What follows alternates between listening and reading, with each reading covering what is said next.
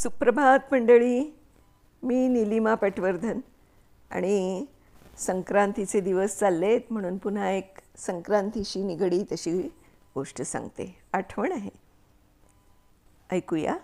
नाव आहे संक्रांत आणि आठवण लिहिलेली आहे पद्माकर भावे यांनी. तर सुरू करते. संक्रांत आली की अक्काचं म्हणजे माझ्या आईचं एक वाक्य दरवर्षी कानावर पडायचं.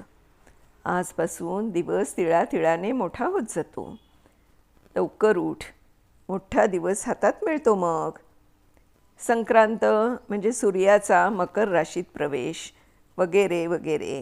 हे पुस्तकी ज्ञान तेव्हा लहानपणी ठाऊक होतंच, पण संक्रांत म्हणजे दिवस तिळातिळानं मोठा होत जातो हे सहज सोपंच मला अधिक योग्य वाटायचं. आजही तेच वाटतं. संक्रांतीच्या आदल्या दिवशी अक्का खास स्वयंपाक करायची. खूप उत्साहात असायची अक्का, अगदी प्रत्येक सणाला. बरं, माझ्या 12व्या वाढदिवसाच्या दिवशी जीजीनं म्हणजे माझ्या आत्यानं अक्काला स्टोव आणून दिला. तोपर्यंत चुलीवरती करायची अक्का सगळं. अक्का भल्या पहाटे म्हणजे 4:30ला उठत असे, पण आम्हाला मात्र ती उठवत नसे. पोरं खेळून खेळून दमून जातात, झोपू दे असं ती म्हणायची. मग 6 वाजता मात्र ती उठवायची. सण असो की नसो, संक्रांतीचा आदला दिवस जो भोगीचा, तेव्हा खास स्वयंपाक करायची ती.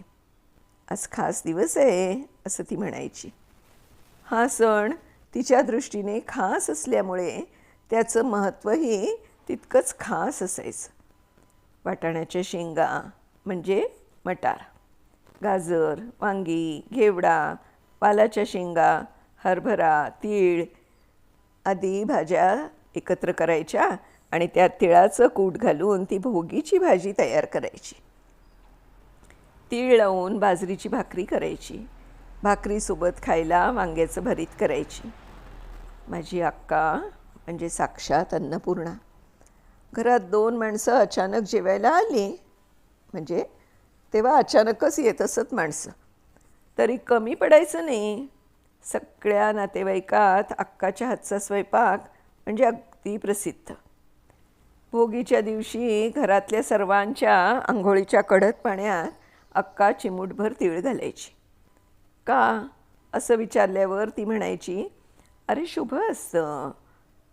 भोगीच्या भाजीतही अक्का सढळ हस्ते तिळाचं कूट घालायची. सर्व भाजी संपव असा तिचा आग्रह असायचा. आता सर्व भाज्या ताज्या असतात असं म्हणायची अक्का. मग दुसऱ्या दिवशी म्हणजे संक्रांतीला देखील अक्का लवकर उठवायची. आंघोळीच्या पाण्यात तीळ घालायची. तिळगुळ लाडू करणं हा तर मोठा उत्सव असायचा. मी, माझी बहीण ज्योती आम्ही दोघी लाडू वळायचो, पण एखादाच. चटके लागायचे ना हाताला, तेव्हा मी अक्काला म्हणायचो, अक्का तुला नाही का गं चटके लागत? त्यावर ती म्हणायची, बाईच्या जातीला सहन करावेच लागतात चटके, मग कोण काय करणार बाबा.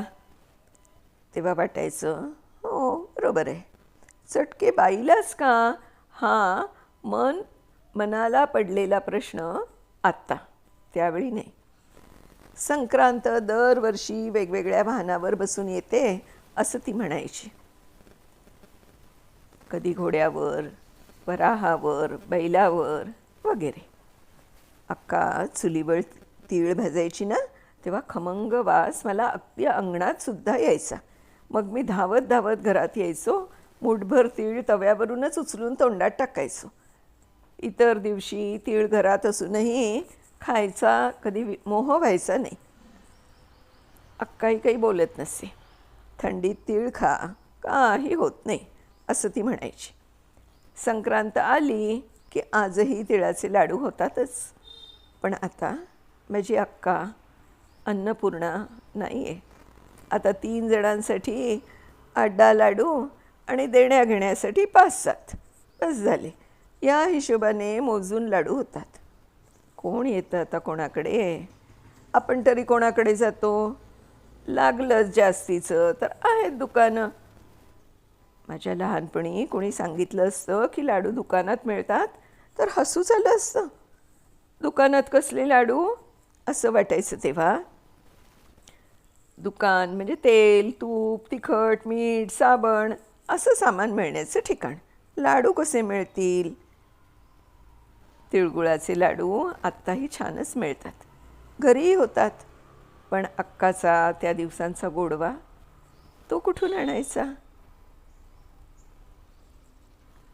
मित्रमैत्रिणींनो, किती छान आठवण आहे ना पद्माकरजी.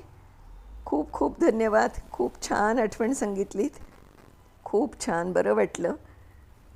तुम्हा सगळ्यांना पण ह्या अशा आठवणी जर येत असतील आपल्या आईच्या, आत्याच्या, मावशीच्या तर नक्की शेअर करा. मी अशाच माझ्या या यूट्यूबच्या चॅनेलवरती गप्पा गोष्टी नावाच्या नक्की शेअर करीन त्या सगळ्या. धन्यवाद.